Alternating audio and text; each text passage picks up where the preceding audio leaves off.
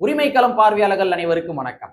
இன்னைக்கான அரசியல் களத்துல எது சம்பந்தமாக விவாதிக்க போறோம் அப்படின்னா, திமுகவுடைய கொத்தடிமைகளுக்கு தக்க பதிலடியை வழங்கியிருக்கின்றார் தமிழக வெற்றி கழகத்தினுடைய தலைவரும் தமிழ்நாட்டினுடைய முதலமைச்சருமான திரு ஜோசப் விஜய் அவர்கள்.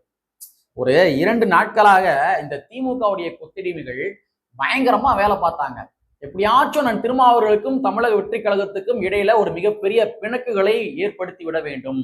ஒரு சின்ன நட்பு முரண்பாடுகளாக இருந்தாலும் கூட அதை ஊதி ஊதி ஊதி பெருசாக்கி பகை முரண்பாடுகளாக மாத்தி விட்டுறணும். எப்படியாச்சும் தமிழக வெற்றி கழகத்தை சார்ந்தவர்களும் விடுதலை சிறுத்தை கட்சியை சார்ந்தவர்களும் சமூக வலைத்தளங்கள்ல அடிச்சுக்கிறணும். அது மூலமா நம்ம குளிர்காயணும். இப்படின்ற மாதிரி திராவிட முன்னேற்ற கழகத்தை சார்ந்தவர்கள் ஒரு 2 நாட்களாக பக்கம் பக்கமா உட்கார்ந்து சமூக வலைத்தளங்கள்ல எழுதி இருந்தாங்க. அண்ணன் திருமாவர்கள் ஒரே ஒரு வார்த்தை தான் சொன்னாரு. அதாவது என்னன்னா, இன்னமும் கூட அலைன்ஸ் முழுசா ஃபார்ம் ஆகல, தமிழக வெற்றி கழகத்து கூட அலைன்ஸ் முழுசா ஃபார்ம் ஆகல, முதல் கட்ட பேச்சுவார்த்தை நடந்திருக்குது, சோ இதுவரைக்கும் கூட்டணியில் இல்லை அப்படின்ற மாதிரி ஒரு வார்த்தை சொல்லிட்டாரு. இந்த மாதிரி சொன்னானே கூட்டணியில இல்லைன்னு சொல்லிட்டாரு, துண்டு போட்டு வைக்கிறாரு திமுக கூட, இங்க வந்து தாவேக்காவை கவுத்தூர பாக்குறாரு. இந்த மாதிரிலாம் திமுகவுடைய கொத்தடிமைகள் சமூக வலைத்தளங்களை உட்காந்து பக்கம் பக்கமா எழுதி எப்படியாச்சும் சமூக வலைத்தளங்கள்ல டிவிகே காரங்களும் விசிகா காரங்களும் குடிமிடி சண்டை போடணும் அப்படின்ற மாதிரி ஒரு வேலையை பார்த்துட்டு இருந்தாங்க. ஆனா இன்னைக்கு தமிழக வெற்றி கழகத்துடைய தலைவரும் தமிழ்நாட்டினுடைய முதலமைச்சருமான திரு ஜோசப் விஜய் அவர்கள் அண்ணன் திருமாவளவன் அவர்களுக்கு ஒரு முக்கிய பொறுப்பை வழங்கி நாங்க எப்பயுமே ஒன்னாதாண்டா இருக்கோம் அப்படின்ற மாதிரி சிம்பிளா காட்டி முடிச்சிட்டாரு. ஸோ அந்த மேட்ரு என்ன, அதற்கு பின்னாடி அரசியல் என்ன, அண்ணன் திருமாவர்களுக்கு வழங்கப்பட்ட பொறுப்பு என்ன, அறிந்து கொள்வதற்கு பல்வேறு வகையான தரவுகள் இருக்கின்றது. அது என்னவென்று இந்த காணொலியில கொஞ்சம் டீட்டெயிலா பார்த்துடலாம். நண்பர்கள் அனைவருக்கும் இளம்பெரும் எழுதியின் இனிய வணக்கம். நாங்க இப்படி வந்து பார்த்துட்டோம், இனி ஜென்மத்துக்கும் எங்களால துணிய முடியாது. அதனால நாங்க சண்டை போட போறோம். ஒண்ணு கிடையாது மக்களே, நேற்றைய தினத்துல செய்தி தொலைக்காட்சிகள்ல ஒரு மிகப்பெரிய பிரேக்கிங் நியூஸ் வந்து வருது. அண்ணன் திருமாவர்களுக்கு ஒரு பொறுப்பு வழங்கப்பட்டுள்ளது. தமிழக வெற்றி கழகத்தினுடைய தலைவரும் தமிழ்நாட்டினுடைய முதலமைச்சருமான திரு ஜோசப் விஜய் அவர்கள் ஒரு முக்கிய பொறுப்பு வழங்கியிருக்கிறாரு. தன்னுடைய குழுவுல அண்ணன் திருமாவர்களையும் கூட சேர்த்திருக்கின்றார் அப்படின்ற மாதிரி சமூக வலைத்தளங்கள்ல ஒரு பிரேக்கிங் நியூஸ் வருது. ஸோ இந்த பிரேக்கிங் நியூஸை பார்த்த உடனே நம்ம திராவிட முன்னேற்ற கழகத்தினுடைய குத்தூஸ்கள் கதற ஆரம்பிச்சிட்டாங்க. சரிங்களா? சரி, என்ன பொறுப்பு வழங்கியிருக்காங்க அப்படின்னா, ஆதி திராவிடர் பழங்குடியின விழிக்கன் மற்றும் கண்காணிப்பு குழு அப்படின்ற மாதிரி ஒரு குழு வந்து இருக்குது. விழிக்கன் மற்றும் கண்காணிப்பு குழு. இந்த விழிக்கன் மற்றும் கண்காணிப்பு குழுவுடைய நோக்கம் என்னவென்றால், பட்டியல் சமுதாய மக்களுக்கு ஏதாச்சும் ஒரு பிரச்சனைகள் அப்படின்னா அந்த போய் கலாய்வுகள் பண்ணணும், அதுக்கான செயல் திட்டங்கள் வகுக்கணும், அந்த பிரச்சனையை தீர்ப்பதற்கு செயல் திட்டங்கள் வகுக்கணும். சோ மொத்தத்துல பட்டியல் சமுதாய மக்களுடைய வாழ்க்கையை மேம்படுத்துவதற்காக அமைக்கப்பட்ட ஒரு குழுவுடைய பெயர் தான் விழிக்கன் மற்றும் கண்காணிப்பு குழு. இந்த குழு இருக்கு இல்லையா, இந்த குழுவுடைய தலைவர் யாரா இருப்பாங்கன்னா, அது எந்த ஆட்சி இருந்தாலும் சரி அந்த ஆட்சியினுடைய தலைவர், அதாவது முதலமைச்சர் அவர்கள் தான் அந்த குழுவுடைய தலைவரா வந்து இருப்பாங்க.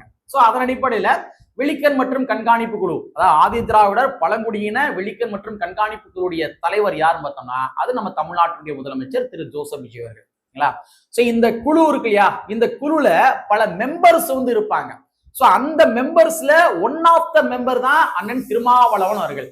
அண்ணன் திருமாவளவன் அவர்களையும் கூட இந்த குழுல ஒன் ஆஃப் த மெம்பரா நீங்க இருங்க அப்படின்ற மாதிரி தமிழக வெற்றி கழகத்தினுடைய தலைவரும் தமிழ்நாட்டினுடைய முதலமைச்சருமான திரு ஜோசப் விஜய் அவர்கள் அந்த குழுவில் அண்ணன் திருமாவர்களை இணைச்சிருக்கிறாரு. சோ இதுதான் சமூக வலைத்தளங்கள்ல மிகப்பெரிய பிரேக்கிங் நியூஸா நேற்றைய தினத்துல போய் கொண்டிருந்தது. முதல்ல இந்த விழிக்கன் மற்றும் கண்காணிப்பு குழு கடந்த ஆட்சியில எப்படி இருந்துச்சு அப்படின்றத நம்ம வந்து பதிவு பண்ணிடுவோம். அதாவது திராவிட முன்னேற்ற கழகத்தினுடைய ஆட்சியில எப்படி இருந்துச்சு அப்படின்றத பதிவு பண்ணிடுவோம். முதல்ல இந்த குழு எத்தனை நாட்களுக்கு ஒரு முறை கூடும் அப்படின்னா 6 மாதத்திற்கு ஒரு முறை கூடும். ஆனா திராவிட முன்னேற்ற கழகத்தினுடைய தலைவரும் முன்னாள் எம்எல்ஏ திரு மு.க. ஸ்டாலின் அவர்களும் கடந்த 2021 முதலமைச்சராக பொறுப்பேற்றதற்கு பின்பாக ஒரே ஒரு முறை மட்டும்தான் இந்த குழுவை கூட்டாங்க.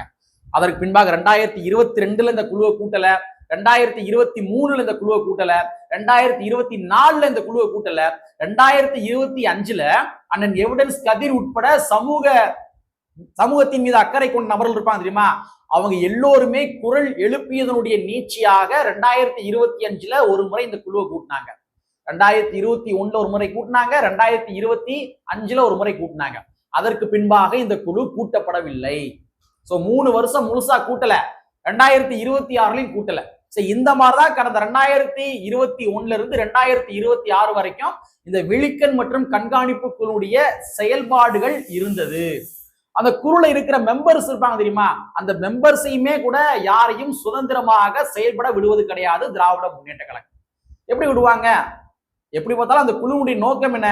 பட்டியல் சமுதாய மக்களுடைய உரிமைகளை நிலைநாட்டணும். அப்படிங்கிற பட்சத்துல அந்த குழுல இருக்கிற உறுப்பினர்கள் நேரடியாக கலாய்வுகளுக்கு போய் களப்பணிகளை மேற்கொண்டார்கள் என்றால் சாதி இந்துக்களுடைய வாக்குகள் நமக்கு கிடைக்காம போயிடுமே அப்படின்ற காரணத்துக்காக இந்த குழுவை கூட்டல. நம்ம முன்னாள் முதலமைச்சர் எக்ஸ்-எம்எல்ஏ திரு மு.க. ஸ்டாலின் அவர்கள் இந்த குழுவை கூட்டல. இந்த நிலைமையில தான் விழிக்கன் மற்றும் கண்காணிப்பு குழு கடந்த ஆண்டில் இருந்தது. 2021 இருந்து 2026 வரைக்கும் இந்த மாதிரி இருந்துச்சுங்களா. இப்ப இந்த குழுவுடைய தலைவராக யார் பொறுப்பேற்றிருக்காரு அப்படின்னா நம்ம தமிழ்நாட்டுடைய முதலமைச்சர் திரு ஜோசப் விஜய் அவர்கள் பொறுப்பேற்றிருக்கின்றார்.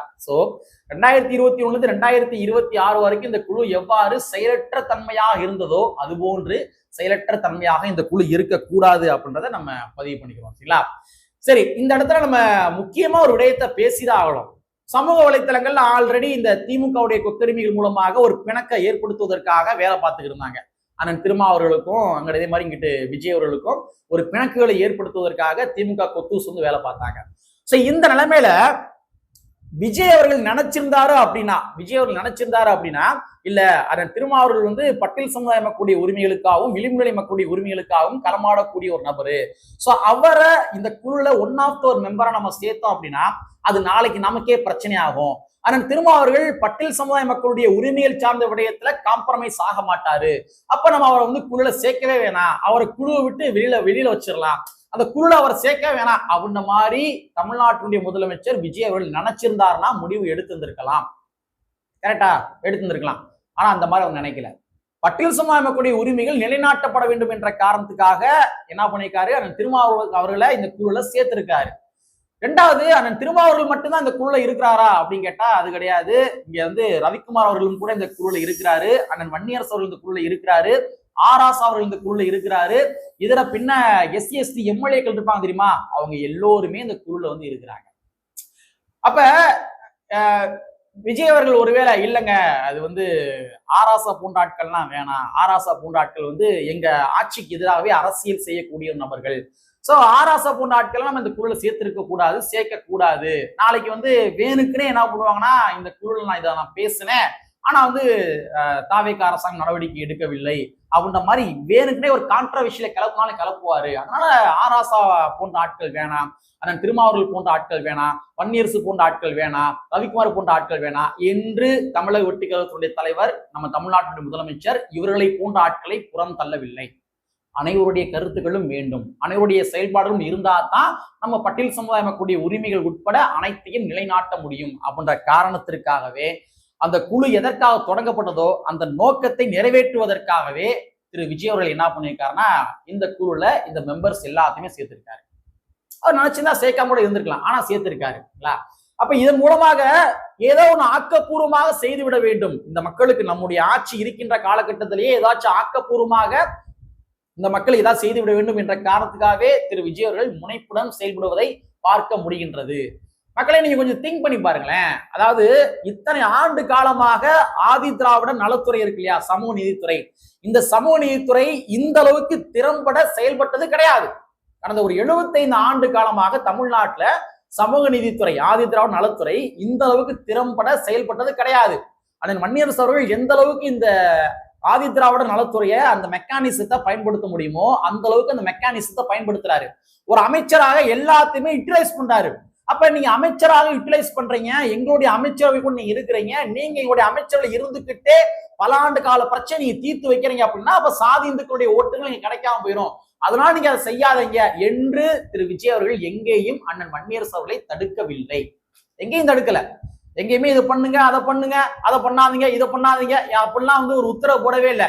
மாறாக இந்த துறை நன்றாக செயல்படுகின்றது, வன்னியரசு நீங்க நல்லா செயல்படுறீங்க அப்படின்ற மாதிரி புகழாரம் சூட்டி இருக்கின்றார் தமிழ்நாட்டுடைய முதலமைச்சர் திரு ஜோசப் விஜய். அப்ப அவருடைய நோக்கம் என்னவென்றால் இந்த துறையை வச்சு, இந்த குழு வச்சு, இந்த மெக்கானிசத்தை வச்சு, முதலமைச்சர் என்று சொல்லப்படுகின்ற பதவியை வச்சு, அமைச்சர்கள் பதவியை வச்சு இந்த தமிழ்நாட்டு மக்களுக்கு இத்தனை ஆண்டு காலமாக திமுக செய்த துரோகங்களை நம்ம ஓரளவு நிவர்த்தி பண்ணலாம் அப்படின்ற மாதிரி ஒரு கொள்கை பிடிப்போட தான் திரு விஜய் அவர்கள் செயல்பட்டு கொண்டிருக்கின்றார் என்பதை நம்மால் புரிந்து கொள்ள முடிகின்றது. சரிங்களா?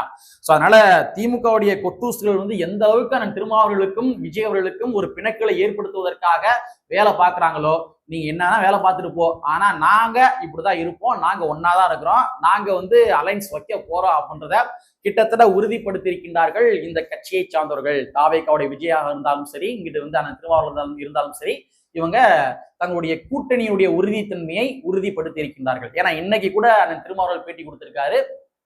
விஜய் அவர்கள் பாஜக சரியா எதிர்க்கலன்னு சொல்றாங்களே, அதை பத்தி உங்களுடைய கருத்துக்கள் என்ன என்று கேட்ட பொழுது அண்ணன் திருமாவளவன் சொல்றாரு, அதான் நாங்க எதிர்க்கிறோம்ல, நாங்க அந்த கூட்டணியில இருக்கிறோம், அந்த வார்த்தையை பயன்படுத்த, நாங்க அந்த கூட்டணியில இருக்கிறோம், நாங்க எதிர்க்கிறோம்ல, நாங்க ஒரு வடிவத்துல எதிர்க்கிறோம், விஜய் அவர்கள் ஒரு வடிவத்துல எதிர்க்கிறாரு, இங்க இருக்கிற கம்யூனிஸ்ட் ஒரு வடிவத்துல எதிர்க்கிறாங்க, எல்லாருமே எதிர்க்கதான் செய்யறோம். அப்ப டாக்லெஸ் ஒர்க் மோர் அப்படின்ற மாதிரி அந்த தத்துவத்துக்கு ஏற்றவாறு தமிழ்நாட்டுடைய முதலமைச்சர் திரு ஜோசப் விஜய் அவர்கள் செயல்படுகின்றார். நாங்க தான் எதிர்க்கிறோம்லங்க, கூட்டணியில இருந்து நாங்க எதிர்க்கிறோம்ல பாஜகவை, எங்களை எதிர்க்காதீங்கன்னு சொல்லி விஜய் அவர்கள் எங்களை கைட் பண்ணல அப்படின்ற மாதிரி சொல்றாரு. அப்ப கூட்டணி என்பது உறுதிதான். அப்ப இந்த கூட்டணியை சிதைப்பதற்காக திமுக கொத்தூஸ்கள் சின்ன சின்னதாக வருகின்ற அந்த முரண்பாடுகள் இருக்கு தெரியுமா, இது எல்லாத்தையுமே ஊதி ஊதி பெரிதாக்குவார்கள்.